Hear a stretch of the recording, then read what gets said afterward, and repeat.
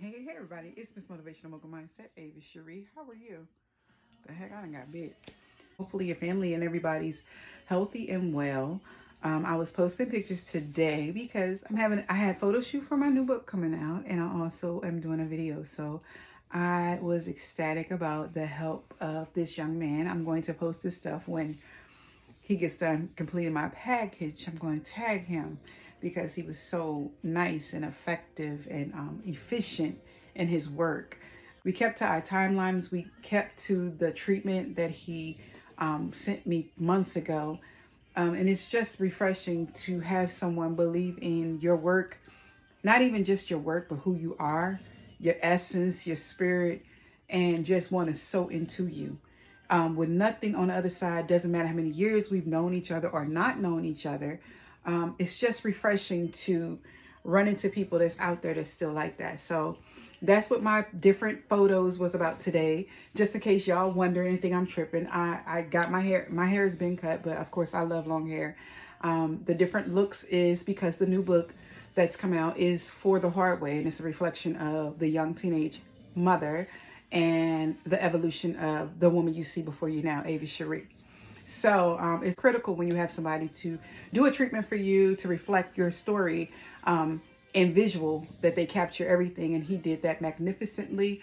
And he's seen the vision before we even got together to, hash it out. So I'm grateful today. I'm in a thankful mood. And I just wanted to come to say that I hope no matter what uncertain times it looks like that we're all facing, that we could be facing, we all know not just it could be worse, but whether it was going on or not, or whether things around you were going good or bad, you have to go back inside yourself and reclaim the desire to want to do better.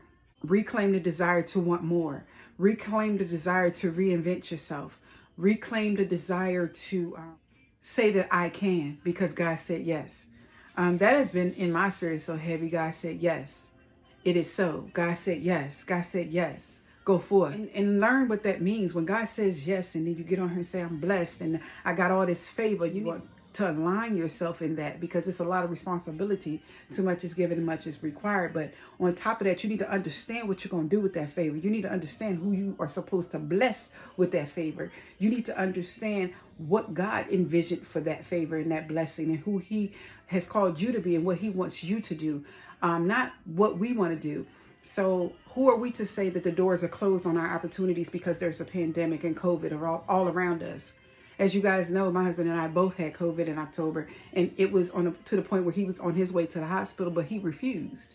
And by the grace of God, we're here. So as you come out of the ashes and come out of the valleys of these tumultuous times that you may go throughout life, not just 2020, but throughout life, you need to reflect on everything that you coulda, shoulda, woulda done. Grab a hold of it. Grab it by the bull by the horns and ride that sucker out. Like, ride every vision out. If God said yes to you, if you know for a fact you were supposed to do something in 2016 and you just got involved in something else, and it's okay, we get sidetracked and derailed all the time because we get in our own way most of the times, or we allow the distractions to overtake us and overcome us and strip us of what God told us to do.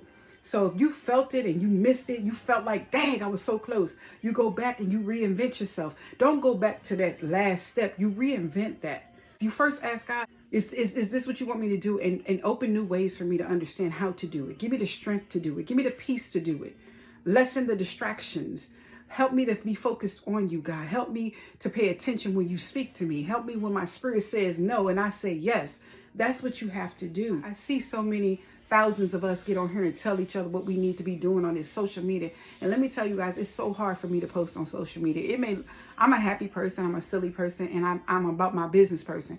But when y'all see me on here, I post, that's genuine, but it takes a lot to muscle the strength to post because it's a social media era.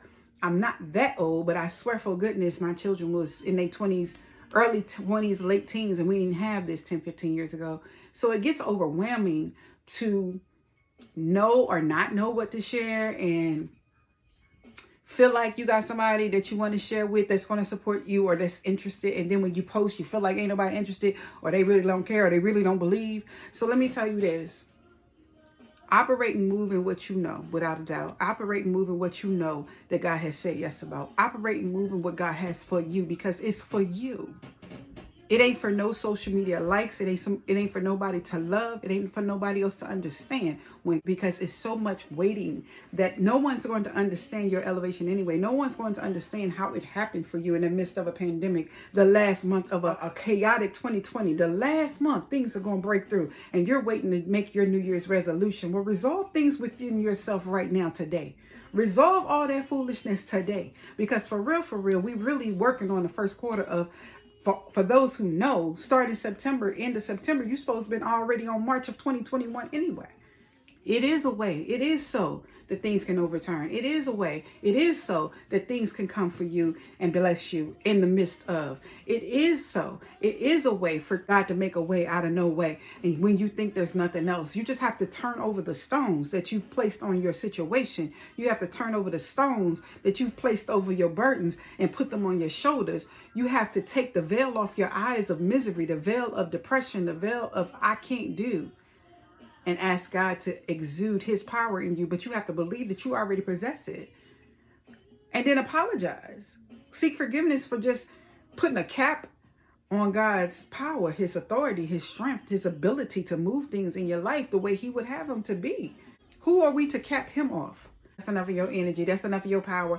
Like, who are we to say that it's enough? Who are we to even say, like, anything when it comes to what God is going to do in our life? All we have to do is be present and be thankful and be grateful and be kind and be forgiving and be loving towards one another, supportive towards one another, believe in one another, uplift one another. Like, if you don't have nothing else to say, shut up, because you're probably battling within yourself. You know, people deserve to be complimented for the efforts, for things that you may not see that you're at, but you need to compliment the next person, because even it can restore something in you. It can bring and shed light in something that you thought that you couldn't do.